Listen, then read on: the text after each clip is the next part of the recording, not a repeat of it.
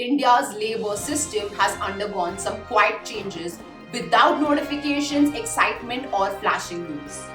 Yet, this change can decide whether you walk away from a job with zero extra money or with 1 to 2 lakh rupees in your pocket. This is not about your monthly salary, it's about gratuity. And most people only understand it when it's already too late.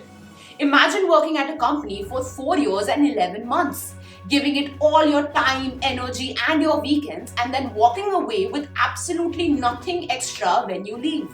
Not because your company was unfair, but because the law said that you were 1 month too early. But now, India's new labor laws are slowly changing how gratuity works. Gratuity is money your employer pays you for staying with the company for a long period of time. Until now, you had to complete 5 full years. If you left even 1 day early, you got nothing. With the new rules, that strict cutoff is starting to relax.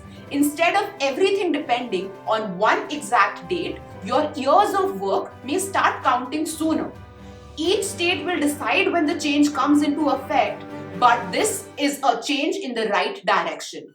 This change may not make the big headlines, but it can quietly affect how much money people walk away with when they leave a job. Let us slow down and make it practical. Gratuity is calculated using your salary and the number of years that you have worked. Roughly speaking, it equals to about 15 days of your salary for every year that you have stayed with that company.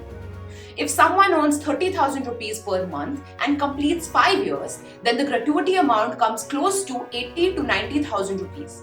For someone earning up to 50,000 rupees a month, it crosses 1 lakh rupees. For higher salaries and longer tenures, it can go up till 20 lakh rupees.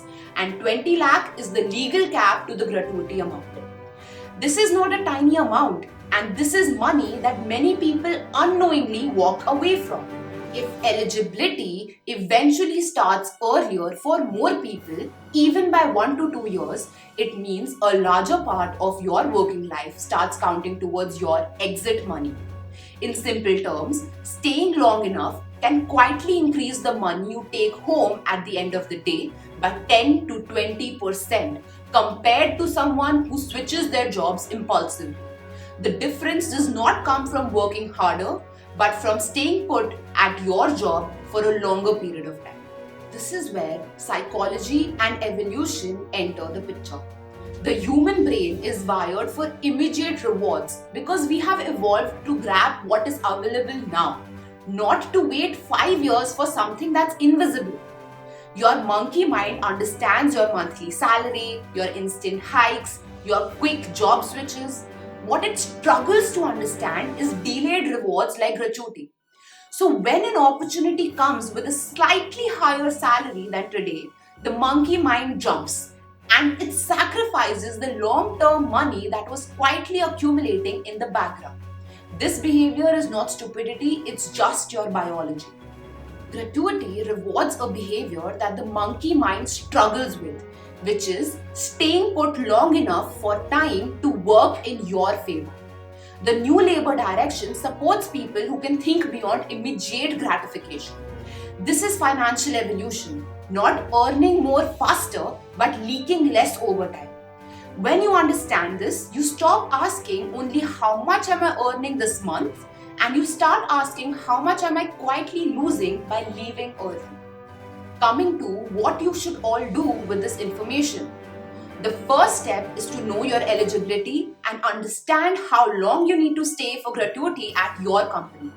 The second step is to calculate what you are leaving behind when you're switching jobs, not just emotionally but numerically.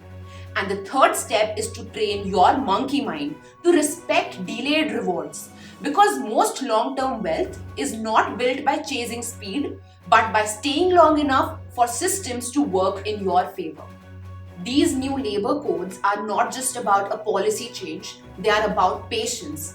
Patience is something most people lack today, and that is where we have our edge.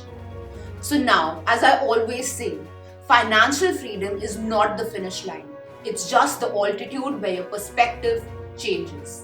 And if that made your monkey mind pause and think, then hit subscribe, like, and comment your thoughts below. Join us every week as we weave biology, finance, and evolution into one big climb together up the money tree. Thanks for watching. I'll be in my tree if you need me. See you soon, right here on Monetary.